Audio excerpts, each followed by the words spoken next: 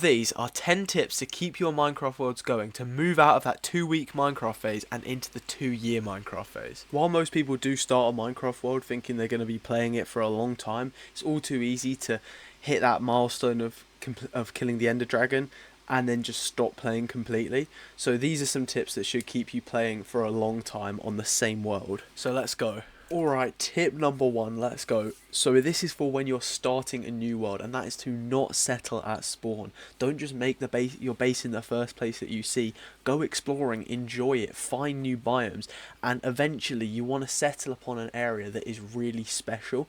You want to find somewhere that's not easy to build in.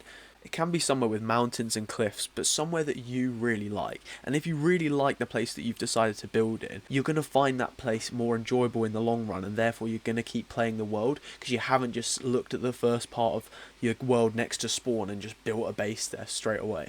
The other key thing is to never build in a village. You can renovate a village later if you want, but you don't want to build somewhere that is easy. You know, just because a village might be easy in the short term, it's not really going to be that rewarding in the long term if you're surrounded by the villages that you need later on. And at the end of the day, villages look pretty bad, so there's really no reason to start building in a village. Number 2, ban elytras. Elytras completely destroy the prospect of actually using any of the other modes of transport in Minecraft, like railways or horses. You're just never going to use them if you have a 30 block a second transport mechanism at all times.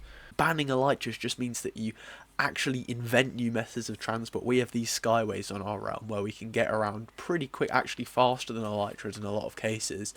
And it's been really fun to build and expand the network, and also build other things like railways, canals, all these things. And it just means that I haven't missed elytras at all, and it's made the realm experience so much better.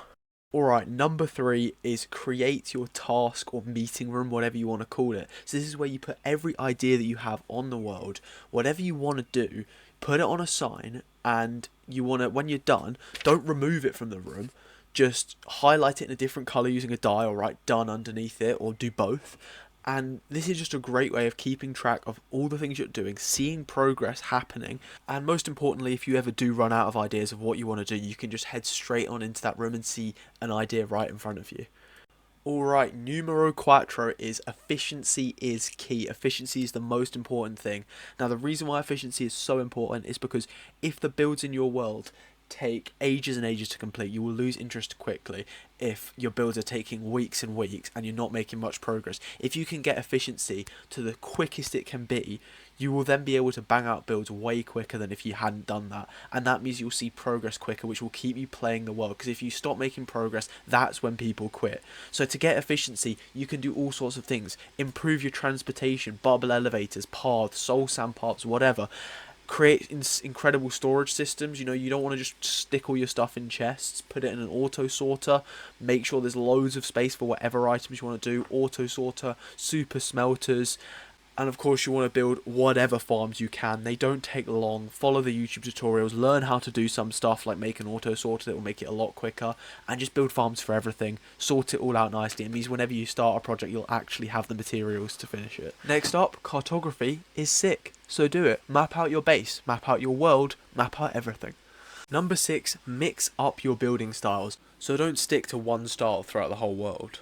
Make sure to do different things. Medieval, maybe a little bit of Greek theming, some sort of nature theme, or just sci-fi, fantasy, whatever. Just do loads of different builds, and make sure that in different areas there are different themes. You know, you don't want to have like a world where there's different themes all overlapping with each other.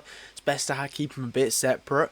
But just do lots of themes, and especially focus on builds that don't take a long time. Obviously, building a huge cathedral or castle is going to take a lot of work for that one area. Building trails in the forest, or a path, a railway, a road, something like that, you can cover a lot of ground without putting in the same amount of work for a single area. Number 7 is don't copy and be original. I mean, how many times have you seen online someone creating a specific type of nether portal, building some sort of pixel art or something like that? You see these things all the time in YouTube videos because YouTubers need to fit in a specific thing for one episode. You don't need to do that. You can slowly make progress on big projects. They can't do that. So take that advantage. Create your own builds with your own storylines, and don't copy anything that you see online. Regarding the nether, I say ignore it completely. The builds that you make there take a really long time, and they're so separate from the rest of your world, it's just not worth it.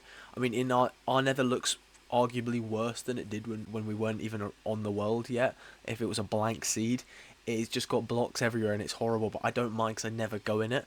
So yeah, ignore the nether and never copy builds. Alright, number 8, if you haven't already, using some mapping software like this one's called Unmined that I'm using here, to have a look around your world, see what other areas you might want to build in, have a look at what you've done so far and make some cool maps depicting your realm using some text to name different areas and stuff. This is really interesting to do, and it means that as you walk around your world, you'll be able to look around in different directions and know whether it's north or south and what lies in that direction. Okay, number 9, if you have run out of ideas completely, think of an item. What kind of build can you make with that? Got some music discs lying around? Make a disco room. Got some potions?